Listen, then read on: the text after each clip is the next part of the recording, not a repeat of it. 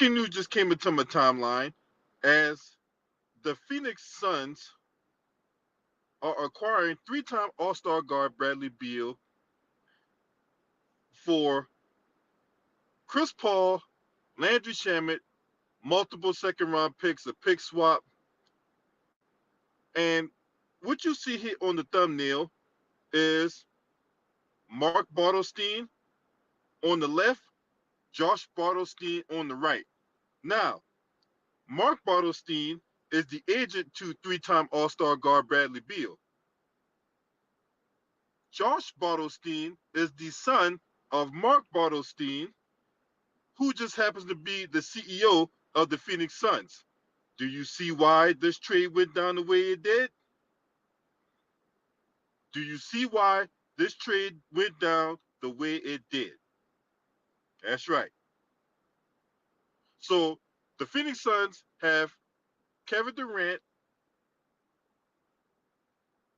Devin Booker, and now Bradley Beal.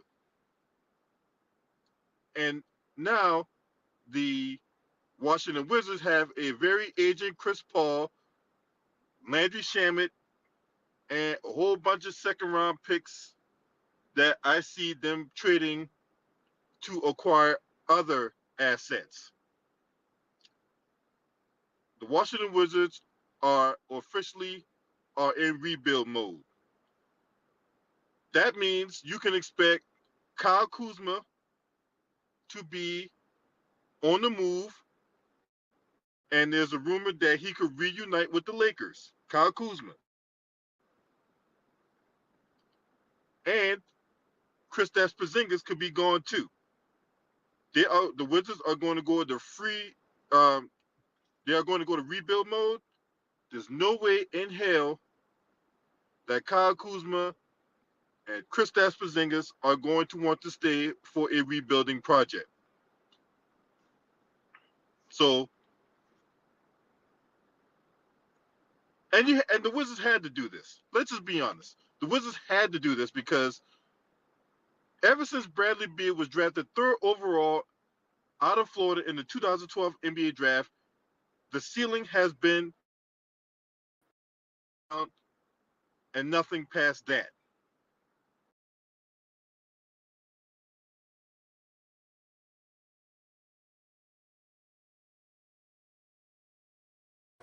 They tried to give Bradley Beal the keys to the city, and it just hasn't worked. It just hasn't worked. Make sure you hit the like button. Don't be cheap, because you're getting this information for free 99. So support the channel and hit the like button. And also, if you want to donate to the cause, there's the Cash App, there's the PayPal. For the last 5 years,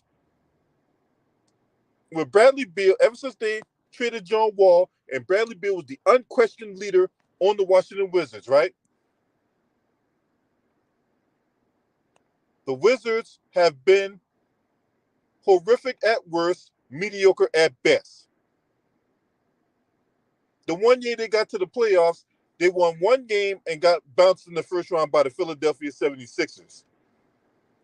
Yeah, Bradley Beal was averaging 30 during that time, but the Wizards they didn't go anywhere.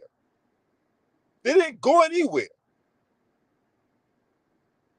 So you bring in a guy like Michael Winger, you make him president of basketball operations. They were holding out hope that Bob Myers would come to the table, but Bob Myers was never going to come to the table. You bring in Michael Winger, you bring in the new GM for the Oklahoma City Thunder.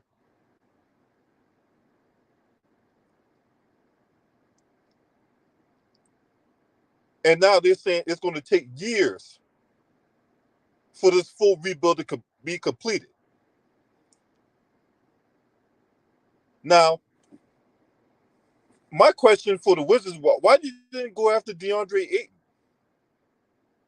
You would address the issue with the big man, unless they're trying to do a complete and full rebuild. Because I can guarantee you the Wizards are not done. Kyle Kuzma, he ain't coming back. He's not coming back. He's not coming back to the Wizards. and neither is Kristaps Porzingis. This is going to be a completely new, reimagined team that's going to be built from the ground up. Period.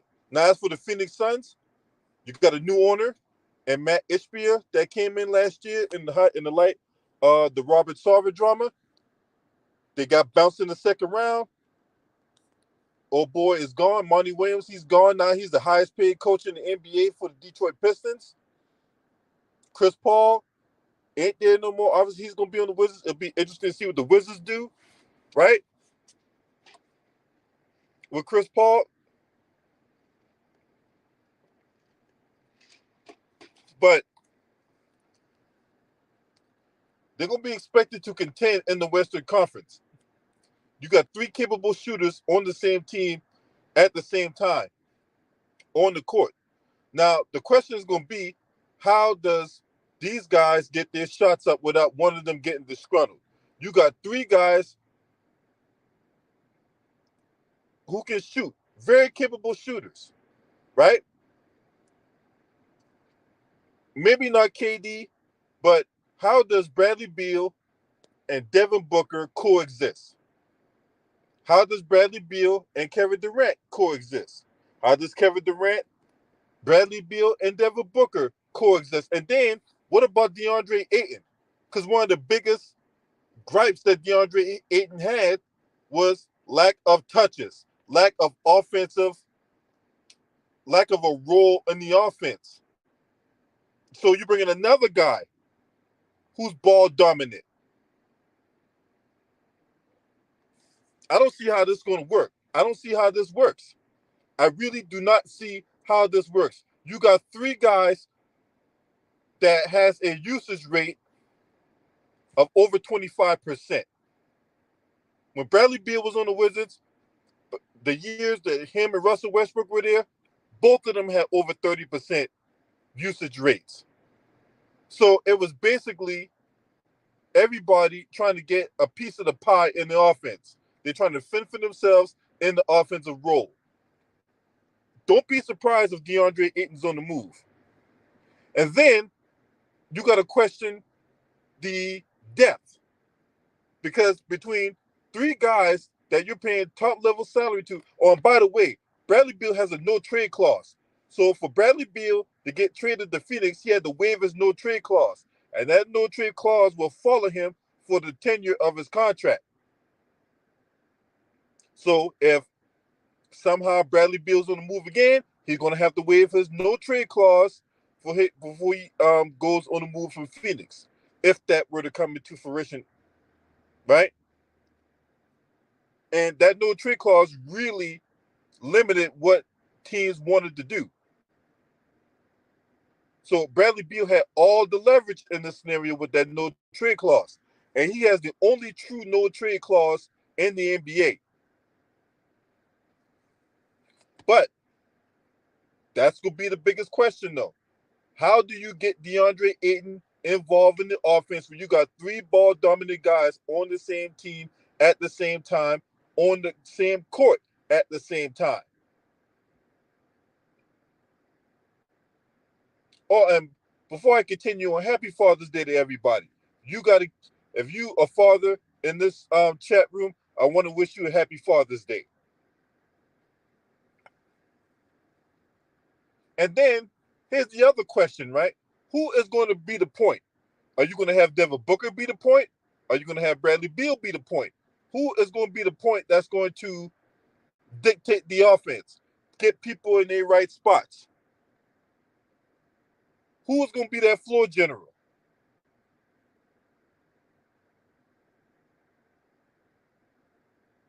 Because, yes, those guys can score the basketball, but who is going to be that floor general? I don't see how this is going to work. I just don't. I don't. Because, look, when they're shooting the ball well, it's going to be really good scoring nights when they're shooting the ball well.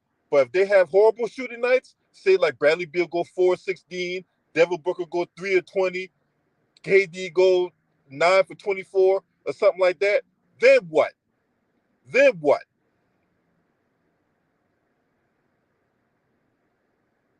So I don't see how this move gets them any closer to a championship. I'm just gonna keep it 100 with you.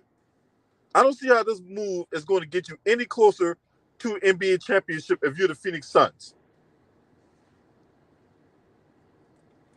And who's gonna be your contributor off the bench?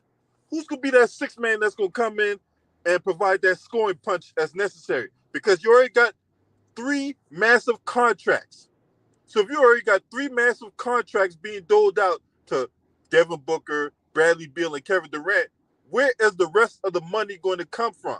Where is it going to come from? You're banking on signing a guy to a mid-level exception that's coming off an injury, or you're banking on a home run in the draft, that diamond in the rough, right? That's what the Suns are banking on. But either way,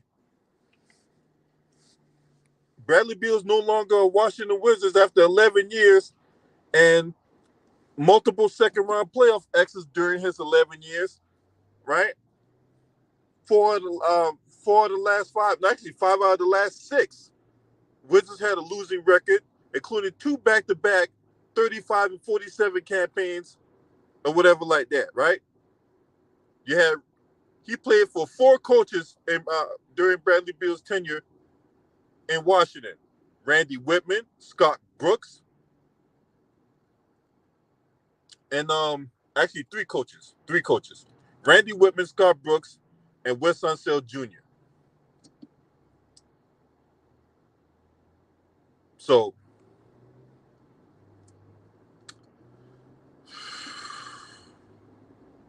you guys let me know what y'all think in this chat. Do y'all think this is a good trade? Because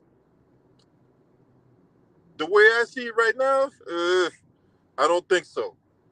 But hey, leave it up to a little father and son duo and Mark Bartelstein and Josh Bartelstein for this thing to go down, right? Now, the Heat had the assets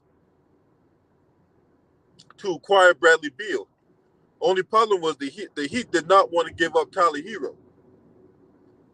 That was the wrench in the operation, because had the Miami Heat was it willing to give up Tyler Hero, I think Bradley Beal would have been with the Miami Heat. But the Miami Heat were insistent on keeping Tyler Hero. So